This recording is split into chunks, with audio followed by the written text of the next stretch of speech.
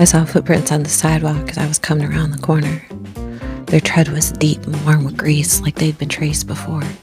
So I followed them around the bend and back into the alley, and I heard the beat of tapping feet coming out of Paradise Valley.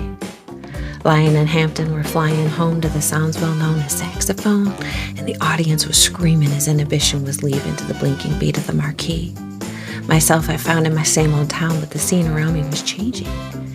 The flame was lit as Power Hammer hits invited a working migration from the south by word of mouth to our new automotive nation.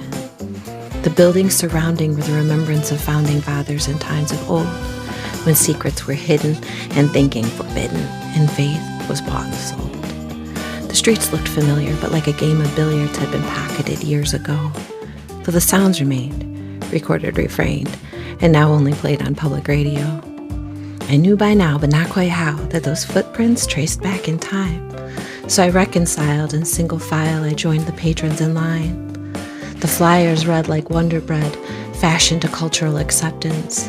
And the names were Southern, and I could hear my grandmother cursing, "Cotton pick."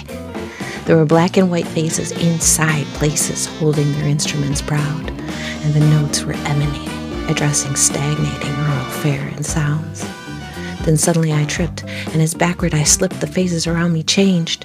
The greystone I saw, but after my fall, the sign above read flame. And some guy was talking over baritone squawking about last night's show, but I didn't understand how time had changed hands. I stopped asking questions like 10 minutes ago. So I paid the man at the stand and entered a world of perfection, where musicians donned on their sleeves the talented leaves of their music of introspection, hiding behind lyrics like wartime barracks dressed as sex for slavery. When once regarded as mentally retarded, they found a best for travesty.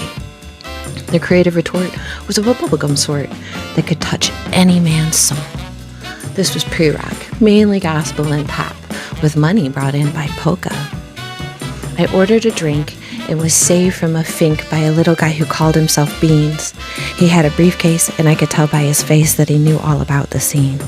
He took care of the check and spoke of a wreck that had happened south of the Mason-Dixon line, and I could remember how old-timers spoke of freedom riders raising a ruckus at that time. With his lute in a holder and a flute through his shoulder, he was still on the clock and scared when wandered over a farmer like a knight in denim armor, and Beans could see he was a man of character.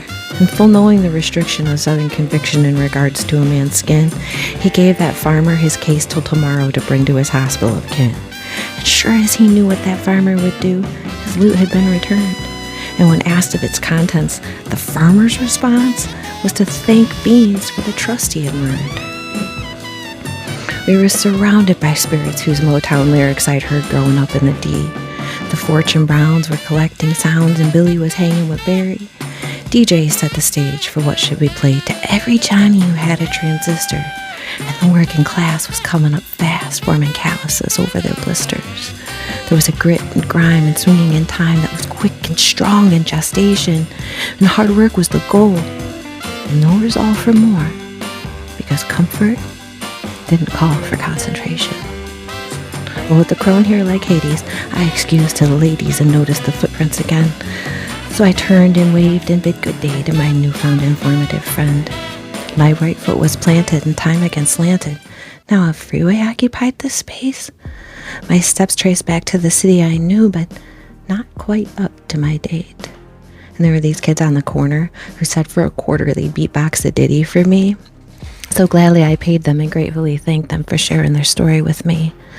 My eyes trailed up with their dut-dut-dut to the top of a building in shambles, a business that fell when greed did well, as it succumbed to betrayal and scandals. The flame had burnt out, and the men of clout had moved to California. Windows were bare. There was soot in the air. Remember how Mom had warned ya? Don't go by yourself if you value your health. It's dangerous downtown these days. The school system's dropping and government's flopping and violence is coming in waves. But the kids on the street are finding their beat. A musical escape, even if for a bit. They're rhythmically adapting to their inner city trappings, and they're rhyming their way out of it. It started to rain in little slivers of pain, so I dodged into a bookstore. It smelled of old paper, a deep breath to savor, and 4 stories to explore. There were footprints on the stairs leading to a pair who were digging through old 45s. The name's Jack, and as a matter of fact, the best music came before we were alive. And it was easy for him to hide in his skin, always sticking out of the crowd. He was a hipster who called his wife sister and spoke his convictions proud. Modern man's in corporate hands. Goodbye, weird old America. He copied a tag and hung a flag and was harassed by the people from this area. I mean, on his home stretch, it was hard-fetched that we couldn't see its attachments. Just a generation earlier, a storytelling leader had pushed our backs against the fence. Hey, people with cars, it's not so far back in our own history that those little boys died as their mothers cried while we watched it on our TVs. Has the steel encased us, so firmly embraced us that we can no longer see what's glowing and hot in a crucible's pot and bursting at every seam?